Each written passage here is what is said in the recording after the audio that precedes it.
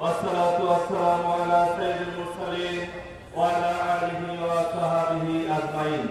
মানবতার মুক্তি আন্দোলন বাংলাদেশ জামাত ইসলামী রাজশাহী মহানগরী শাখার উদ্যোগে আয়োজিত আজ বিজয় দিবস উপলক্ষে বর্ণাঢ্য র্যালি এবং আলোচনা সভার সম্মানিত প্রধান অতিথি, আজকে প্রোগ্রামে মঞ্চে উপস্থিত অন্যান্য নেতৃবৃন্দ, তাওহীদ জনতা, সাহেব বাজার সহ অত্র অঞ্চলের দোকানদার ভাইরা, শ্রমজীবী ভাইরা, আসসালামু আলাইকুম রহমতুল্লাহি ওয়া বারাকাতুহু।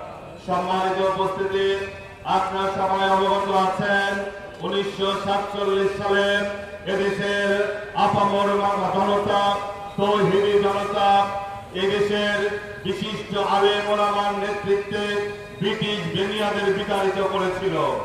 আপনারা অবগত আছেন 1971 সালে পাকিস্তানিদের বর্বরতার বিরুদ্ধে সারা বাংলাদেশের মানুষ যখন ঐক্যবদ্ধ হয়েছিল, ঐক্যবদ্ধ আন্দোলনের সাথে এদেশের আলেম সমাজ, ছাত্র সমাজ, যুব সমাজ, তাওহীদে বিশ্বাসী বাংলাদেশের মানুষ সেই সময় ঐক্যবদ্ধ হয়ে পাকিস্তানিদেরকে বিতাড়িত করেছিল।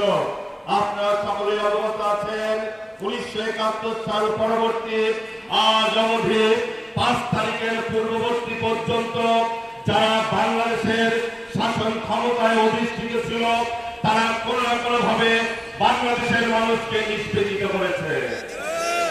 বাংলাদেশের মানুষ যখন ঐক্যবদ্ধ হয়েছে, স্বৈরাচার ফ্যাসিস্ট শেখ হাসিনাকে বিদায় দিয়েছে, আমরা লক্ষ্য করছি বাংলাদেশে আর একটা নতুন ভাবে বিজয়ের জন্য আন্দোলন অনিবার্য হয়ে পড়েছে।